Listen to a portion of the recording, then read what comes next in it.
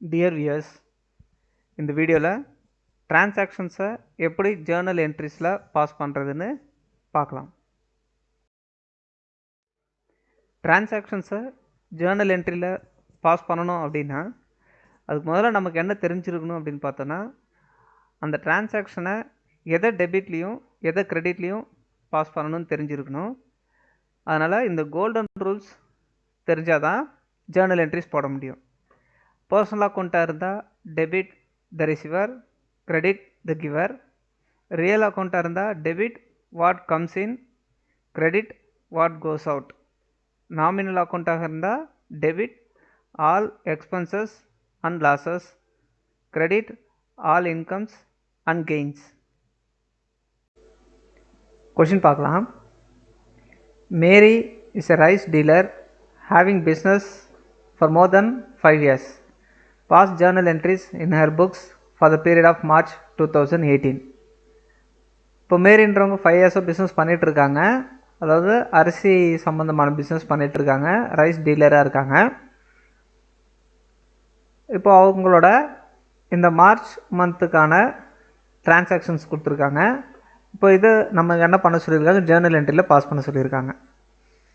இப்போ ஃபஸ்ட்டு பாருங்கள், rice bags bought on credit from Sibi. சிபின்றவர்கிட்ட வந்து கிரெடிட்டுக்கு கடனுக்கு என்ன பண்ணியிருக்காங்க அப்படின்னா, மேரின்றவங்க அவங்க பிஸ்னஸ்க்கு அரிசி பேக்குங்க வாங்கியிருக்காங்க. இப்போது அந்த மாதிரி வாங்கும்போது அப்படின்னா அப்போது இது பர்ச்சேஸ் பண்ணியிருக்காங்கன்னு அர்த்தம். அப்போது குட்ஸ் ரைஸ் உள்ளே வந்திருக்கு, பர்ச்சேஸ் பண்ணுறதுனால உள்ளே வந்தது அப்படின்னா பர்ச்சேஸ் அக்கௌண்ட் டெபிட்டு. டூ, யார் இதை கொடுத்தது அப்படின்னு பார்த்தோம் அப்படின்னா கிவர் யார் அப்படி பார்த்தோன்னா சிபி. அதனால் சிபின்றவர் எங்கே இருப்பார், கிரெடிட்டில் இருப்பார். அதனால் ஜேர்னல் என்ட்ரி பார்க்கலாம். இந்த books of Mary journal entries, இதோட ஃபார்மேட் ஃபஸ்ட்டு டேட் இருக்கணும், நெக்ஸ்ட்டு பர்டிகுலர்ஸ் இருக்கணும், அடுத்து LF debit rupees, credit rupees. இப்போ இதுக்கான டேட் ஃபஸ்ட்டு மார்ச் 2018ன்றனால முதல் என்ட்ரி பர்ச்சேசஸ் அக்கௌண்ட்டு.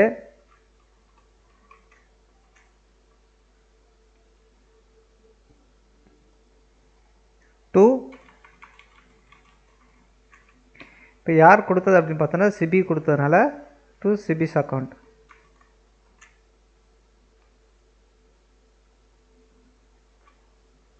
இப்போ பர்ச்சேஸ்டு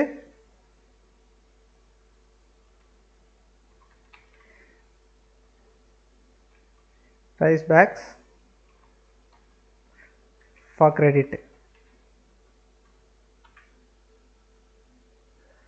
அமௌண்ட் எவ்வளோன்னு பாருங்கள், 20,000.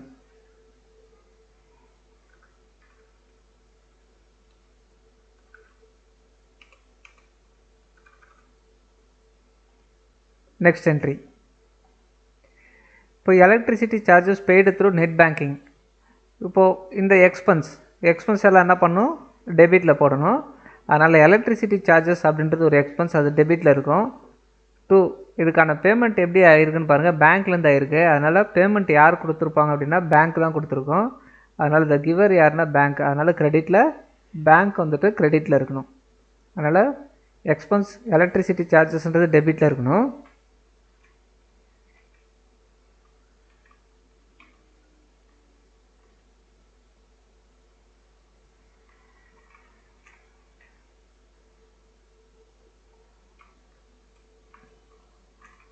டு பேங்க் அக்கௌண்ட் எவ்வளோ பேமெண்ட் அப்படின்னு பார்த்தோன்னா 500.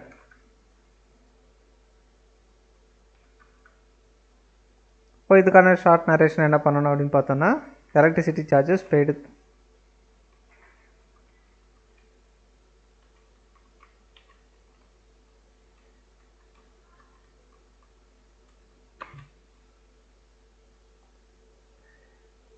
நெக்ஸ்ட்டு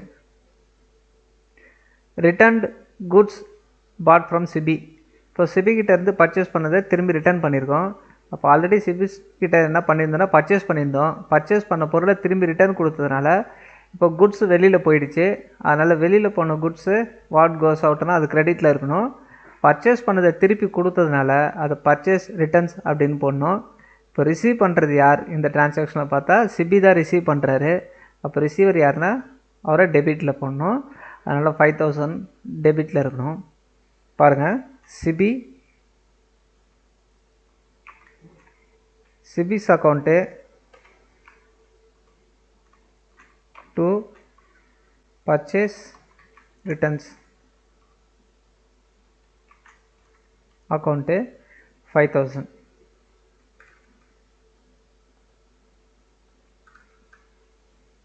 இப்போ இதில் ஷார்ட் நரேஷன் என்ன அப்படின்னா, purchased goods returned.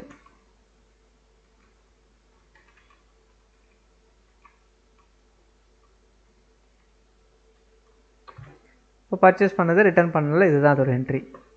Next, rice bags taken for personal use. இப்போ மேரின்றவங்க என்ன பண்ணியிருக்காங்க, அவங்களோட பர்சனல் யூஸ்க்கு எடுத்து யூட்டிலைஸ் பண்ணிக்கிட்டாங்க. இப்போ பர்சனல் யூஸுக்கு ஒரு ஓனர் எதை எடுத்தாலும் அதை என்ன சொல்லணும் அப்படின்னு பார்த்தோன்னா டிராயிங்ஸ்ன்னு தான் சொல்லணும். இப்போ இங்கே ரிசீவர் யார் அப்படின்னா, குட்ஸை ரிசீவ் பண்ணுறது யாருன்னா மேரி. அதனால் மேரி ரிசீவ் பண்ணுறாங்கன்னும்போது மேரி தான் டெபிட்டில் இருக்கணும். ஆனால் ஓனர் எடுத்தாங்க அப்படின்னா அது டிராயிங்ஸ்னு மென்ஷன் பண்ணணும். அதனால் டிராயிங்ஸ் அக்கௌண்ட் டெபிட்டு டு, அவர் கேஷ் எடுத்திருந்தால் கேஷு அப்படின்னு மென்ஷன் பண்ணணும். ஆனால் இங்கே ரைஸ் பேக் எடுத்ததுனால பர்ச்சேஸ் பண்ணியிருக்க குட்ஸை எடுத்ததுனால அதை பர்ச்சேசஸ் அக்கௌண்ட்டுன்றத கிரெடிட்டில் இருக்கணும். அதனால் டிராயிங்ஸ்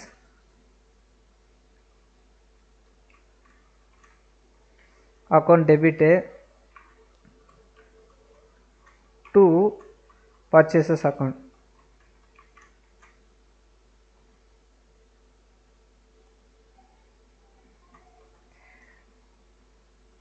இப்போ rice back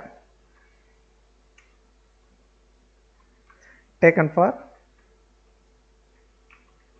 personal use.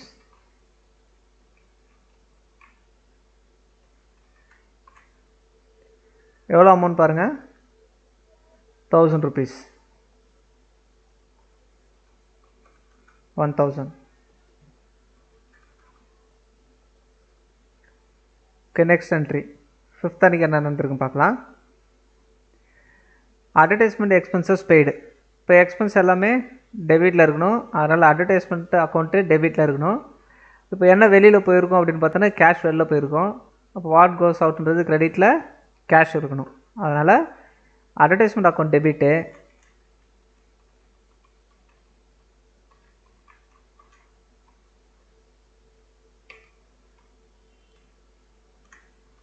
To cash account.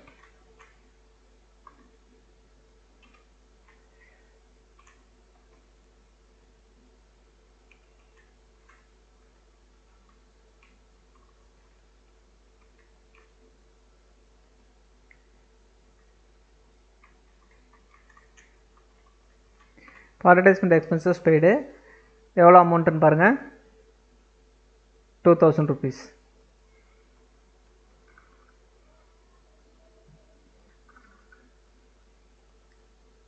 Next, goods sold to மனோ.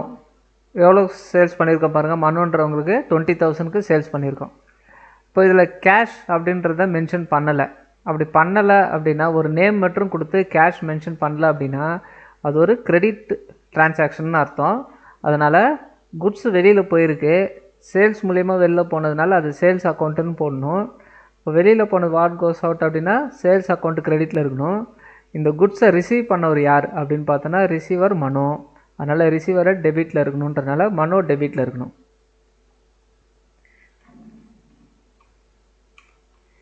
இப்போ மனோஸ் அக்கௌண்ட் டெபிட்டில் இருக்கணும் to sales account.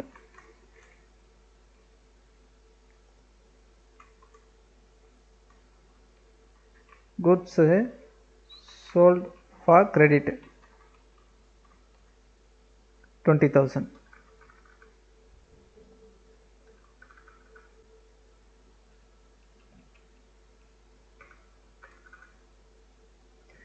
Next entry, goods returned by Mano 5,000. இப்போ மனோ என்ன பண்ணியிருக்கார் அப்படின்னா, அவர் வாங்கின குட்ஸ் 20,000ல் 5,000 திரும்பி ரிட்டர்ன் கொடுத்துட்டார். அப்போ சேல்ஸ் பண்ண குட்ஸு திரும்பி ரிட்டர்ன் பண்ணனால குட்ஸ் ரிட்டர்ன் உள்ளே வந்துருச்சு. அப்போது வாட் கம்ஸ் இன் அப்படின்றது டெபிட்டில் இருக்கணும். அப்போ குட்ஸு திரும்பி ரிட்டர்ன் வந்தது.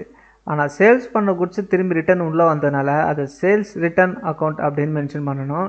இப்போ இதை கொடுத்தது யார் அப்படின்னா giver Mano.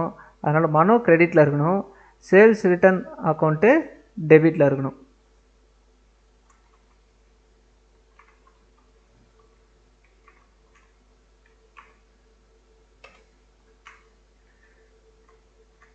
To Mano's account எவ்வளோன்னு பார்த்தோம் அப்படின்னா 5000.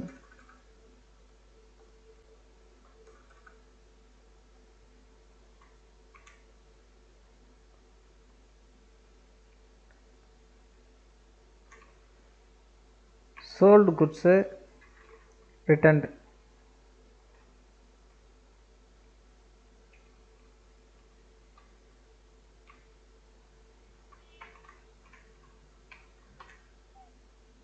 sold goods returned by Mano. Next entry, payment received from Mano through NEFT. இப்போ பேமெண்ட் ரிசீவ் பண்ணியிருக்கோன்னு சொல்லியிருக்காங்க, எவ்வளோ அமௌண்ட்டுன்றது மென்ஷன் பண்ணலை. நெஃப்ட் மூலிமா ரிசீவ் பண்ணியிருக்கோன்னு சொல்லியிருக்காங்க. அதனால் இப்போ அவர் எவ்வளோ பேமெண்ட் பண்ணணும் அப்படின்னு பார்த்தோம் அப்படின்னா ஆல்ரெடி 20,000 அவர்கிட்ட சேல்ஸ் பண்ணியிருக்கோம். இப்போ அந்த சேல்ஸ் பண்ணதில் 5,000க்கான குட்ஸை ரிட்டர்ன் பண்ணிட்டாரு. அப்போ மீதி அவர் எவ்வளோ பேமெண்ட் பண்ணணும் அப்படின்னு பார்த்தோன்னா 15,000 அவர் பேமெண்ட் பண்ண வேண்டியிருக்கு. அப்போ அந்த பேமெண்ட்டை ரிசீவ் பண்ணியாச்சு. எப்படி ரிசீவ் பண்ணியிருந்தா பேங்க்கில் ரிசீவ் பண்ணியிருக்கோம், ஏன்னா நெஃப்ட் பண்ணியிருக்காரு. அப்போ ரிசீவ் பண்ணது யாருன்னா பேங்க். அதனால் பேங்க் அக்கௌண்ட் டெபிட்டு. இது யார் கொடுத்தாரு அப்படின்னா கிவர் யாருன்னா மனோ. அதனால் கிவர் வந்துட்டு கிரெடிட்டில் இருக்கணும். Bank account debit to Mano's account.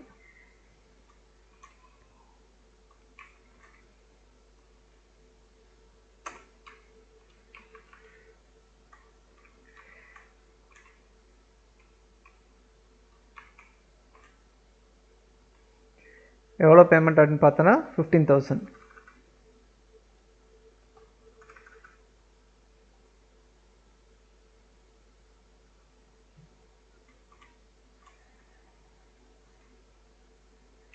இப்போ இதுக்கு received payment from Mano through bank.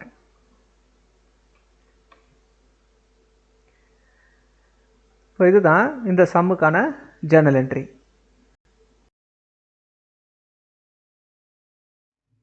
Dear viewers, இது வரைக்கும் நீங்கள் பார்த்த வீடியோ பிடிச்சிருந்தா லைக் பண்ணுங்கள், சப்ஸ்கிரைப் பண்ணுங்கள், கூடவே கமெண்ட்ஸும் பண்ணுங்கள்.